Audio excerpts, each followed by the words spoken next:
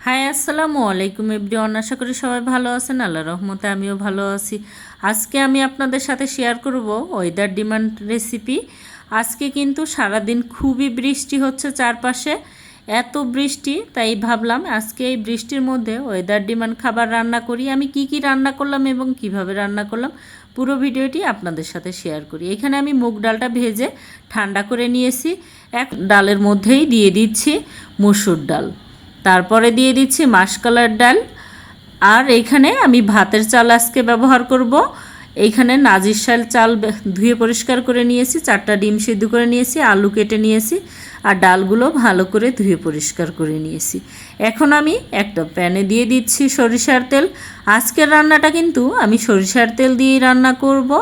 সরিষার তেলের মধ্যে আমি দিয়ে দিলাম বেশ খানিক পেঁয়াজ কুচি। পেঁয়াজটা একটু হালকা গোল্ডেন ব্রাউন কালার করে আমি একটু ভেজে নিব। কালার পরিবর্তন হয়ে আসছে আর ফেনাটা বাবুলসতে ভরে গিয়েছে। এই পর্যায়ে আমি দিয়ে দিচ্ছি আমার এটি কিন্তু ভাতের চাল, কোনো পোলার চাল না, নাজির চাল যে আমরা নর্মালি ভাত খাই সেই চাল দিয়েই আজকে আমি খিচুড়ি রান্না করব। বুঝতেই পারছেন চাল ডাল দেখেই। আমি এখন সেই বাকি ডালগুলোও দিয়ে দিচ্ছি। সম্পূর্ণ চাল ডালকে আমি ধুয়ে আগে পানি ঝরিয়ে রেখেছিলাম, এবার দিয়ে দিলাম। এখন আমি দিয়ে দিচ্ছি আলু কুচি। এইখানে আমি আলু কুচি ব্যবহার করছি, আপনারা চাইলে আলু না দিলেও হবে, তবে আমার বাচ্চারা আলু পছন্দ করে যেহেতু। আর খিচুড়ির সাথে এইভাবে কুচানো আলু দিলে কিন্তু খুবই ভালো লাগে। আপনারা যদি না দিয়ে থাকেন তাহলে একবার দিয়ে খেয়ে দেখবেন, ভালো লাগবে ইনশাল্লাহ। দিয়ে দিয়েছি পরিমাণ মতো লবণ, হলুদের গুঁড়ো, মরিচের গুঁড়ো। এখন দিয়ে দিচ্ছি রসুন থেতো করে, বেশ খানিক রসুন আমি থেতো করে দিয়েছি। আর দিয়ে দিলাম এবার জিরা বাটা আর একটু রসুন বাটা। এখন দিয়ে দিচ্ছি আদা বাটা আর 3-4টা এলাচ, 2 টুকরো, 2টা তেজপাতা। এবার দিয়ে ভালো করে মিশিয়ে নেব। আমি এবার ভালো করে এই মশলাগুলোকে কষিয়ে নিচ্ছি, কারণ নিচে যেহেতু না হলে লেগে যাবে। ভালোভাবে মিশিয়ে এখন দিয়ে দিচ্ছি ফ্রোজেন মটরশুঁটি আর কাঁচামরিচ।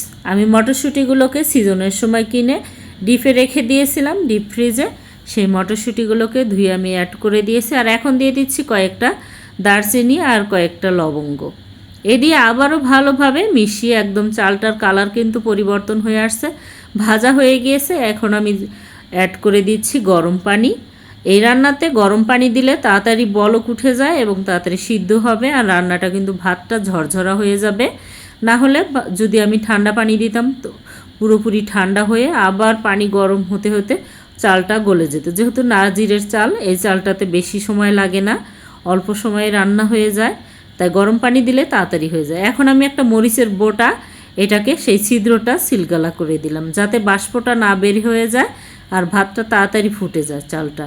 এই যে দেখুন কিছুক্ষণ পরে একদম পানি টেনে গিয়েছে, তার মানে আমার খিচুড়ি কিন্তু হয়ে গিয়েছে, একদম ঝরঝরা হয়ে গেছে। দেখুন আমি এপিট ওপিট করে ভালো করে নেড়ে দিচ্ছি যাতে প্রপারলি উপর নিচগুলো একইভাবেই সিদ্ধ হয়। উপরগুলো যেহেতু একটু আস্তে আস্তে ছিল, তবে সিদ্ধ হয়ে গিয়েছে। আমার মনে হলো একটু নিচে উপর নিচ করে দিই। একটা আমি ভাত গালিয়ে দেখাচ্ছি, এই যে দেখুন একদম কিচ্ছু নাই, পুরোপুরি সিদ্ধ হয়ে গেছে, আমার হয়ে গেছে খিচুড়ি। আর এখন আমি আরেকটা চুলাতে দিয়ে দিয়েছিলাম গরুর মাংসটাও হয়ে গিয়েছে। আর এখন আমি সালাদ কেটে নিব, শসা, টমেটো, কাঁচামরিচ, পেঁয়াজ আমি কুচি করে নিয়েছি। আর একটা প্যানে এবার শুকনো মরিচ ভেজে নেব। আজকে যেহেতু খিচুড়ি খাবো, খিচুড়ির সাথে একটু ভর্তা হলে কিন্তু ভালো হয়। আর এখন আমি আরেকটু তেল দিয়ে দিচ্ছি সেই আগে থেকে সিদ্ধ করে রাখা ডিমটা এবার ভেজে নেব, কারণ আমরা বাসায় মানুষ চারজনের জন্য 4টা ডিম সিদ্ধ করে নিয়েছিলাম। সেই ডিমটা এবার ভেজে নিয়ে তুলে রাখবো। আমার ডিম ভাজাটাও হয়ে গিয়েছে। আর সালাদটা এবার মাখিয়ে নিচ্ছি, দিয়ে দিলাম একটু লবণ আর একটু সরিষার তেল। এই দিয়ে এবার ভালো করে, আপনারা চাইলে এখানে ধনিয়ার পাতা, পুদিনা পাতা ব্যবহার করতে পারেন, তবে আমার কাছে হাতের কাছে যেহেতু আজকে ধনিয়ার পাতা নাই, তাই আমি একটু সরিষার তেল দিয়েই পেঁয়াজ কাঁচামরিচ দিয়ে এই কুচানো সালাদটা খিচুড়ির সাথে আমার বাচ্চারা খুবই পছন্দ করে। আর একটা লেবু কেটে নিলাম। এখন আমি সেই মরিচটাকে ভর্তা করে নিব। পেঁয়াজ মরিচ দিয়ে সরিষার তেলের দিয়ে যদি এই মরিচ ভর্তা করা যায় তাহলে কিন্তু খিচুড়ির সাথে বেস্ট লাগে। তাই আমার যেহেতু পছন্দ, বাচ্চারা তো মরিচ খায় না, আর ওর বাবা তো আসবে হচ্ছে আমার হাজব্যান্ড অফিসে, সে পরে আসবে। দুপুরবেলা যেহেতু আমরা 3 মা মেয়েই খাবো, আজকে স্কুল থেকে আসতে একটু লেট হয়ে গেছে, কারণ ওর স্কুল থেকে আসতে খুবই বৃষ্টি ছিল। এই বৃষ্টিতে আসার পরে এমন খাবার তৈরি করলাম, কেমন হলো অবশ্যই কমেন্টে জানাবেন। ধন্যবাদ সবাইকে আমার এই ভিডিওটি দেখার জন্য। Thanks for watching. আল্লাহ হাফেজ।